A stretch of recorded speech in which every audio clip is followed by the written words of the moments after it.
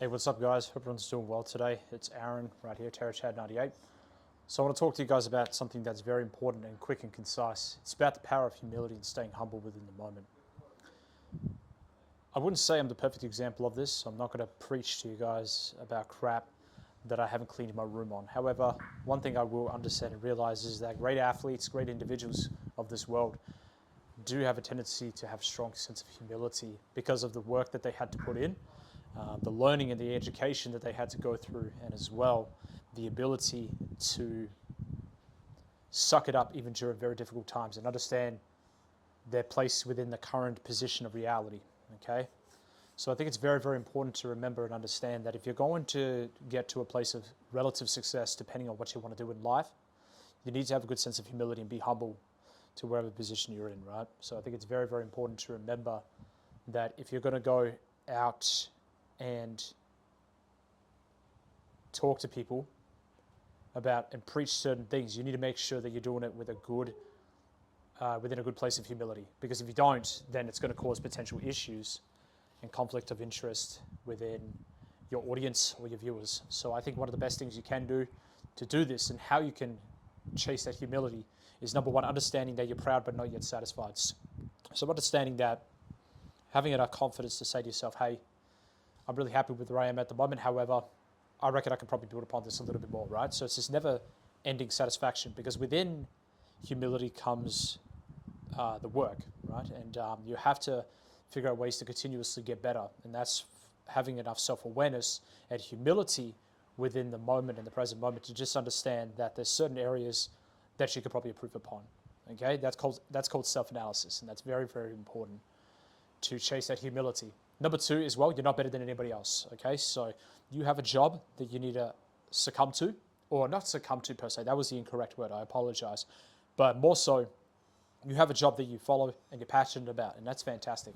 However, it's just a job at the end of the day. Within all the grand scheme of things in this entire world, it is just a job. So I want you to understand that if you're going to go after a job, maximize it to the best of your capabilities. Think of it from an athlete's mentality approach, right? So what can I do at my professional approach to become better at my job, let's say as a chemical engineer, or as a CEO of a mailing company, right? What can I do to become almost a near obsessive at this craft that I'm trying to maximize myself in and that I'm passionate about? If you're not passionate about it, it can be pretty tough to go through the monotony behind these crafts as well, because at some point you're going to have to suck it up and figure out ways how to go through the business stuff, so the paperwork, the tax papers, pay, etc., etc., etc. The basic paperwork that you have to do behind your business in order to sustain it and as well maintain it, right? So you have to go through marketing, you have to go through advertisements, social medias, and whatnot. One of the issues that I have with social media is that it's allowed people to not be so humble, really, and there's a lack of awareness on people's behalf when it comes to humility. They think they're humble, but they're really not. People like to brag about being humble. People like to brag about being having humility, but they really don't have it. It's just a claim, right? It's just a claim that can easily be stated on the internet with a grain of salt, right? Usually the actions of these individuals, not really bragging about it, their past achievements, that takes a lot of pride and that has a lot of ego towards it as well. That's why I don't like bodybuilders, particularly here in the fitness industry, that like to go on about their prep files within bodybuilding. I think that definitely comes from a place of ego and pride, that they feel this need to get a pat on the back for an achievement that they already accomplished. And it's time for you, and it's okay that you're happy with it. It's a great accomplishment. No one's not taking that away from you, but at some point you need to move on. You need to move on, right? And some people don't really move on from those type of accomplishments. They tend to stay in the past with that accomplishment, when you should be having the humility to be in the moment, to be humble, right?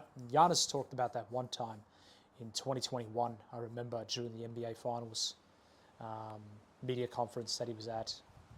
It's about the idea of ego and it being in the future, and then pride being in the past, and et cetera, et cetera. So, yeah, so humility is important because it almost becomes your student, your teacher, and you understand that preserving life as your teacher is going to allow you to thrive even greater, and you get a good perception within other people's eyes. So yeah, definitely find a place of humility and strike gold at it, because trust me, it'll take you to tremendous places if you do. Okay guys, that's all I had to say. Have a good one.